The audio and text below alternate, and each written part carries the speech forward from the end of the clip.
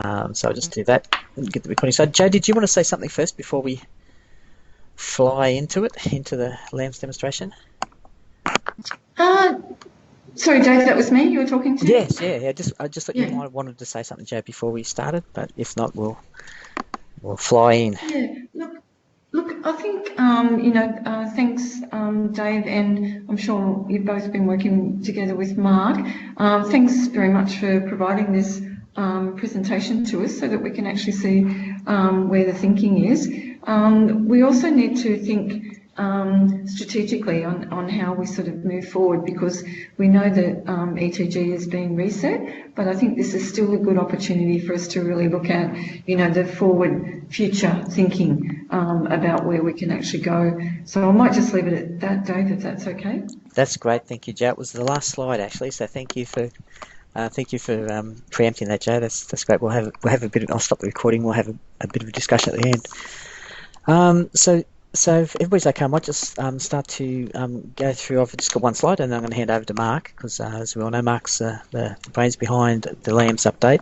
I just thought it was worth just a really quick snapshot, just to give a bit of a feel of what we call Data 2 is currently doing, and as we know, we'll be moving towards LAMS, and I'm sure you guys are already starting to use LAMS.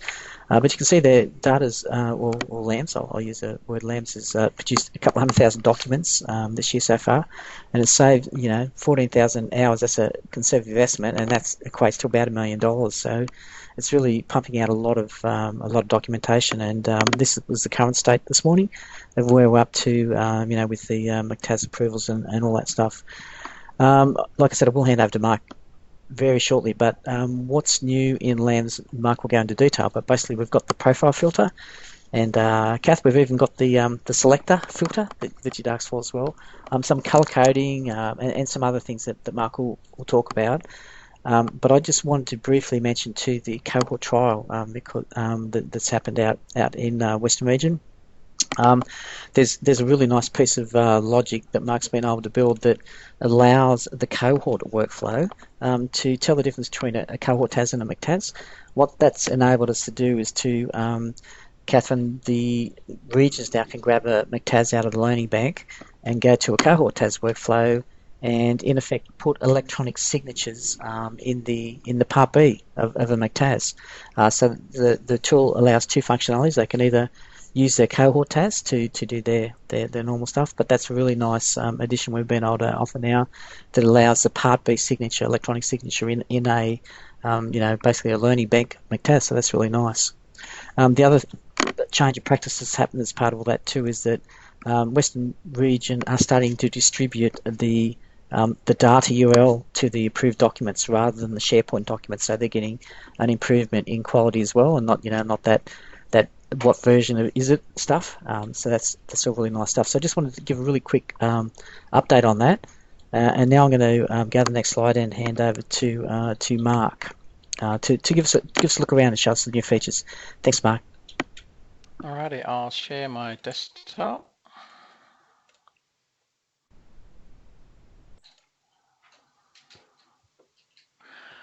Okie dokie, can you all see that? The nice orange LAMS?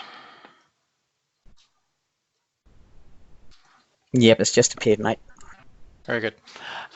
So the new LAMS interface is sort of a bit of a renovation of the code underneath, just to improve things a little. The main thing you will notice is that it says LAMS instead of data. The current version of data also has, at the very top right of the colored bit, you may have noticed is a little minus sign. So this is one of the recent improvements. If you click on that, it's going to hide that big banner, which is taking up a lot of your screen real estate, which is a waste, so you don't need to see that all the time. The next major thing that you will notice with LAMS as opposed to data, if I click on the approvals, the grid now has color coding. So, the yellow means it's pending, green is completed, grey is on hold. Don't know whether I have there we go, there's one that I cancelled, the pinky red one. Now something that Catherine Duncan asked for and other people said would be very handy is the profiles feature.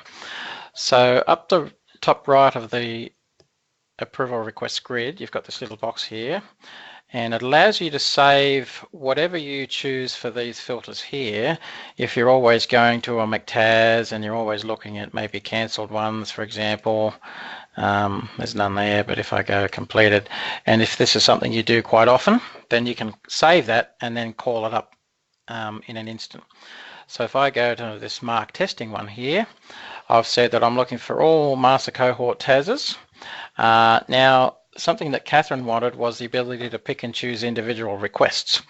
So if you need that, you'll notice on the left-hand column of the grid, you've got checkboxes now. And this profile that I've saved called mark testing says has selections. So I've told it that I have picked and chosen whichever ones I want, but you have to tick only show selections to see only the ones you're looking for. So you need the ability to find them first before you can then target them. So ordinarily you might, what I'll do is just wipe that out, and I'm going to create a new profile. So click on the little green plus, we'll call it demo. And then what I need to do is, if you've got a very strange collection of requests that you need to look at, like some are McTazs and some are cohort TASs, then you really can't include in your filter McTaz or cohort TAS. If you start choosing them with McTaz saved as your filter, then you'll only be limited to seeing McTaz requests. So I'll just say all for now, and you can't tick the rows that you want to be included in your special set of requests until you go has selections.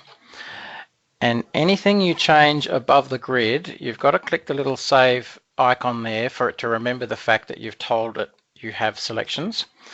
So now I can come along here and tick the ones that I'm interested in.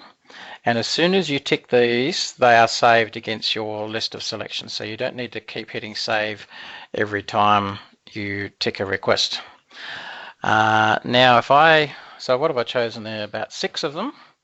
If I just go back to nothing and then call up my demo thing again and say only show selections, then it's only shown the ones that I've ticked.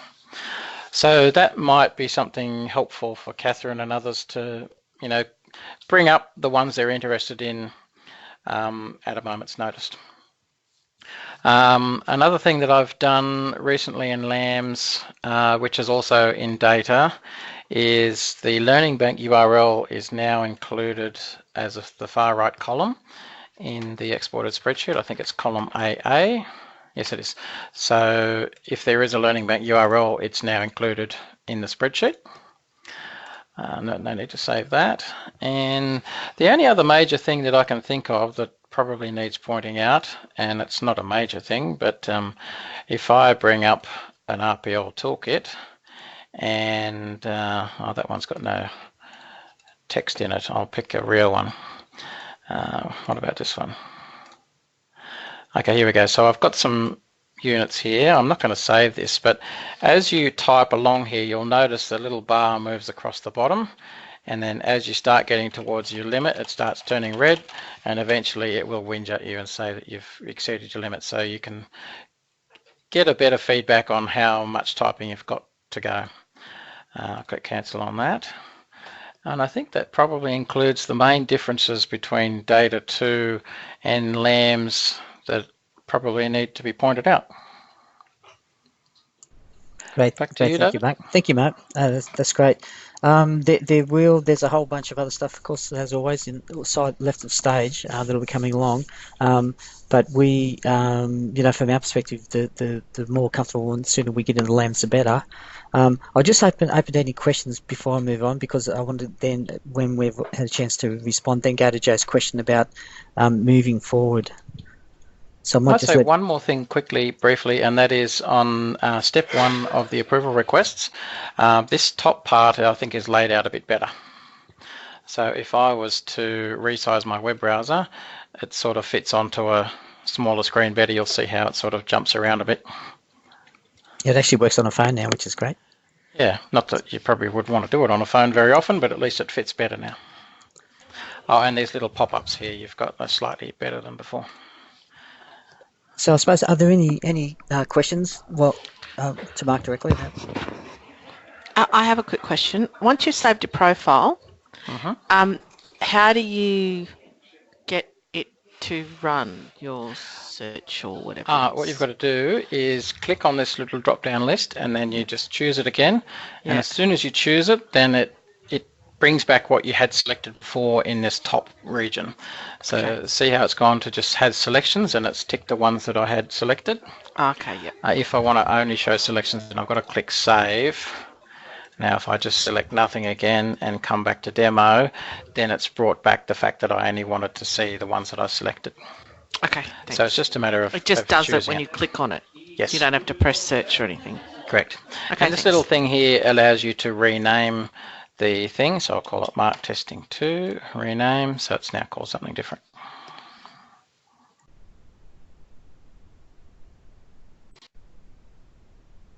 I have one more question. Can I select several approval status types in a profile to create a profile, or just one? At the moment, you can only select one. So that might be a little modification we should consider. Because what I'd like to do is, because we've got two statuses of prior to pending, not yet submitted and on hold, I would want to tick both of those if I was multiples. to set. Yeah. Yep. Okay, that's fine. Cool. That's a good feature request. I know there are some parts, I can't think of any off the top of my head, but probably on the home screen, actually, if you choose something, you can select multiple units, select integrated units, I think it is. So I could probably give you something like this, but do it a bit better in a drop-down list. Thank you. So, of course, anybody has any other questions, just ask them. But while you're thinking if there was anything else, I just wanted to talk, as Joe had mentioned, around what we might plan to do moving forward. As I mentioned, I wanted us to get in there and get comfortable, and then our team will always have the latest, whatever the updates to data are. But looking more strategically and longer term, and Joe, you might need to comment, but Mark and I talked about, for example, as an idea of maybe doing a general business, getting the general business into the LAM features, potentially October, November in the break, or sometime. I suppose what I wanted to say was, what's the feeling in the group of when we should be looking at the entire business moving to a LAMS type environment? LAMS, as you guys know, is a forward thing. So as we move forward with other stuff, we will discontinue development in data, and there are actually a number of data instances that we'll need to communicate with the business that will need to, at a point in time, be sort of turned off, if that makes sense. So, Joe, did you have any initial responses or comments around that? Yeah, I think it's just where we're at the moment, Dave, because, really we're working from a blank slate with Helen and Lucy. So we've just got to work out a strategy going forward so that they're really clear about what the intent and what the purpose is, and trying to get their buy-in to this at the moment, because I think everybody's aware that Lucy's put a stop to any further enhancements of data, and I know you'll say, well, it's LAMS now, but it'll still be in the same context. So we've just got to work out a way of I suppose really showing the benefits of what this actually means and how it will work, because the feeling at the moment is that ServiceNow will be able to replace all of this, but I think I'm not exactly sure that it will, but it's really trying to work with Lucy and with Andrew Fryer, and trying to put a strong business case together so that the work can continue and we can actually do the rollout. The other thing I'd add to that as a consideration as well, if LAMS is to be rolled out, which what I've seen, it looks great, the additional functionality, but it depends particularly too on how much additional functionality there is. If that is going to be October, November, just being mindful if we are at the same time expecting all the assessments and everything that the schools points will have to be working on and getting through to the assessment teams and quality and the learning bank, that there may be a lot of other things going on, a lot of other pressures put on the schools points and stuff, that they may not, jump on board with this and have time to understand exactly the changes and stuff in the way you might want, depending on when you were thinking about rolling it out? Yeah, you're absolutely right, Catherine, because it's not only after the assessments, that's when all the product launches and orientations will take place, and that will happen in December, January. So what will happen is the next enrolment period will start from about February. So really, like I know this looks great and it looks like it's great functionality and it's what everybody wants, but I think at this stage we just have to be a little bit pragmatic about the approach, because we are heading into a really busy time, like extremely busy, and that will probably go on until